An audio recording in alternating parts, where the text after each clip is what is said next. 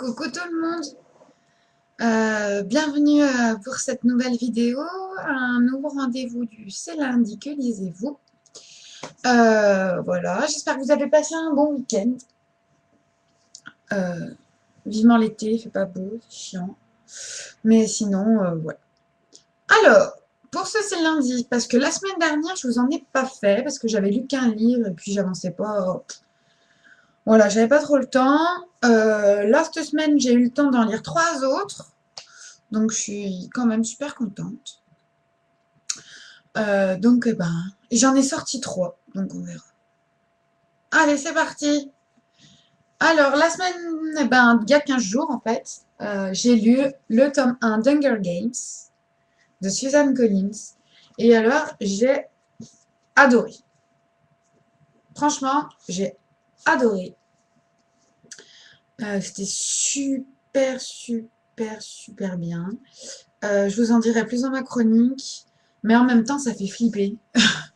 Euh, Parce qu'en fait, ce livre, c'est un peu la limite de la télé-réalité, quoi. Enfin, pour moi, hein. Et ça fait flipper de se dire qu'avec tout ce qu'ils font en ce moment à la télévision, peut-être, enfin, c'est improbable qu'on arrive à ça, mais voilà, ça m'a un peu fait penser au film Alive. C'est un petit peu le même concept, sauf que c'est une télé-réalité sur la roulette russe. Euh, voilà, mais bon, j'ai vraiment hâte de lire la suite. Voilà, voilà. Ensuite, j'ai lu la suite de Si je reste. J'ai lu Là où j'irai de Gail Forman, donc aux éditions Pocket. Et ben j'ai beaucoup aimé. J'avais beaucoup aimé le premier, qui était à la fois tragique et émouvant.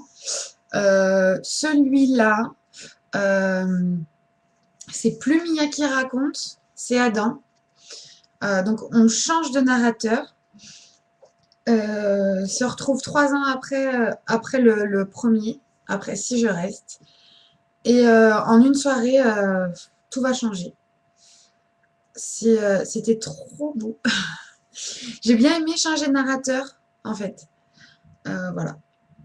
Par contre, le livre le plus émouvant depuis Twilight, je suis pas trop d'accord, quoi. Ça a un peu rien à voir, c'est pas. Enfin, voilà, quoi. J'ai pas trop compris. Ensuite, j'ai lu le tome 3 des Vampires de Manhattan, Les Sangs d'Argent. Alors, une saga que j'aime beaucoup. Le début, c'est très long. J'ai eu du mal à démarrer. C'est super long. Il y a plein de questions qui sont posées. On n'a pas forcément encore les réponses. Alors, du coup, on rame un peu. Et puis, je vais être sympa, les 40 dernières pages, ça s'accélère d'un coup. D'un coup, ça s'accélère. On a des réponses à toutes les pages. L'auteur arrive encore une fois à faire que, au début, je rame un peu et j'ai du mal. Et à la fin, j'ai qu'une envie, c'est de me jeter sur le tome d'après pour savoir ce qui va se passer. Donc, ça fonctionne avec moi, quoi. Je vais attendre que le 4 il sorte en poche, parce que vu que j'ai les 3 premiers en poche, je vais attendre que ça sorte en poche. Je suis pas non plus super pressée, hein, c'est pas non plus, voilà. Euh, mais bon, elle m'a eu encore une fois, avec une fin à toute allure et où tout va vite et où on en apprend plein et où on a envie d'en savoir plus. Et puis j'ai lu un livre que j'avais acheté pour Noël, Métamorphose en bord de ciel, de Mathias Malzieu. Alors, je vous l'avais montré quand je l'ai acheté, mais je vous remontre parce que ce bouquin, je l'aime trop, il est trop beau. Vous voyez, regardez, mais vous n'allez pas voir. Oh, je suis déçue. Euh, la tranche est en tissu et il y a euh, écrit Métamorphose en bord de ciel. Alors, que dire de ce livre? J'ai adoré, j'ai passé un super moment. C'est un tout petit livre, hein. Il fait 179 pages et je vais vous montrer. Et vous voyez, c'est pas écrit sur toute la page, c'est écrit gros. Enfin voilà, ça se lit très vite. L'histoire est très belle. C'est l'histoire d'un homme, Cloudman, qui, euh, qui trouve l'adrénaline et son envie de vivre dans le besoin de se faire mal, enfin de se faire mal, de faire des cascades en fait. Il grimpe, il va vite, machin. Enfin voilà, c'est génial. Et un jour, bah, il se retrouve à l'hôpital et on lui diagnostique une maladie incurable qu'il appelle la betterave. C'est trop mignon, je trouve. La betterave. Et il va se battre, il va se battre. Et lui, sa passion, en fait, c'est les oiseaux. Il vole, enfin, il aimerait voler, etc., etc. Et en fait, sur le toit de l'hôpital, il y a une volière. Et il va rencontrer une jeune femme, mi-femme, mi-oiseau, enfin, ils se transforment le jour, la nuit, voilà. Et qui s'appelle Endorphine. Je crois que c'est ça. C'est ça, elle s'appelle Endorphine. Et, euh, et elle va lui proposer un marché. Donc voilà. Je vous en dis pas plus parce que ça gâcherait toute l'histoire. Mais sachez que c'est une très très belle histoire. C'est très bien écrit. On sent que les mots, enfin, c'est une impression que j'ai eue en le lisant. Les mots sont choisis, mais méticuleusement. Enfin, je sais pas, moi, ça m'a touché la façon dont c'est écrit, la façon dont c'est dit, les mots choisis, les métaphores choisies. C'est juste sublime. Et alors, en plus, tout le long du livre, il y a des illustrations à l'intérieur.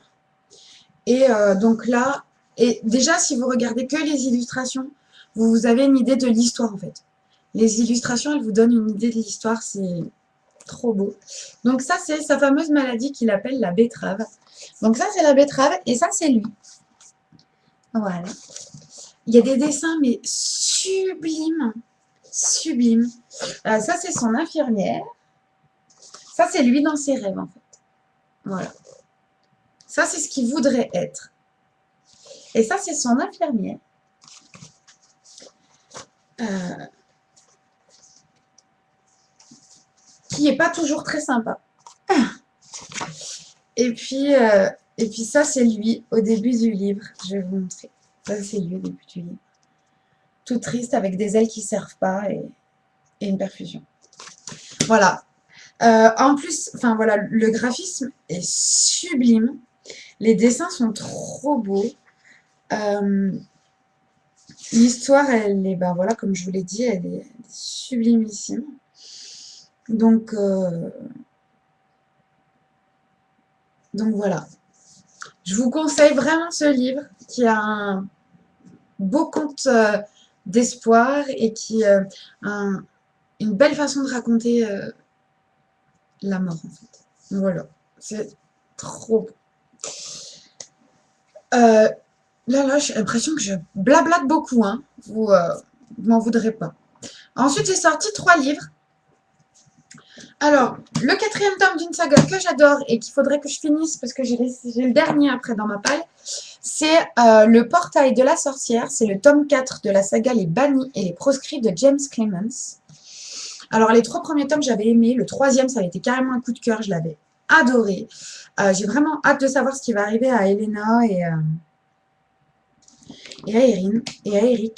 Donc, franchement, ça sera ma prochaine lecture. Je vais le commencer aujourd'hui, je pense, ou dans l'après-midi ou ce soir. Après, Les Hauts de Hurlevent de Émilie Brontë.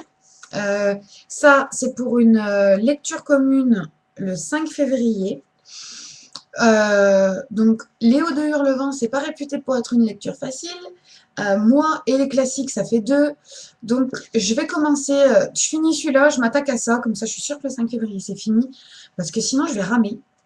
Parce que je sais que je pense que je vais avoir beaucoup de mal. Je sais pas pourquoi, mais je le pense. Donc, on verra. Ça se trouve, ça va glisser tout seul, mais je pense que je vais avoir beaucoup de mal.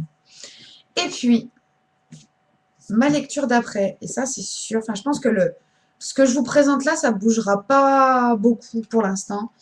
J'ai sorti le 4e tome des chroniques de Michaela Lane, Fièvre fatale de Karen Marie Moning, parce que normalement, j'ai bien dit normalement, je le dis avec des pincettes, le 15 février de cette année, c'est-à-dire dans 3 semaines, le 5e et dernier tome devrait sortir en France.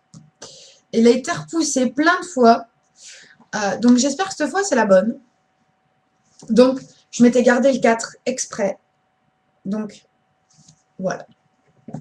Et ben voilà, c'est tout pour moi ce lundi. J'ai été super longue aujourd'hui. Si vous vous ennuyez, vous passez. Donc voilà, je vous souhaite à tous une très très bonne journée. Pour ce qui est des ces lundis, le rendez-vous c'est chez Galéane. Je vais vous mettre le lien dans la barre d'infos. Et puis tout ce que je viens de lire, ben, les avis seront bientôt disponibles sur mon blog. Voilà, voilà. Je vous souhaite une très bonne journée et à très bientôt pour une nouvelle vidéo.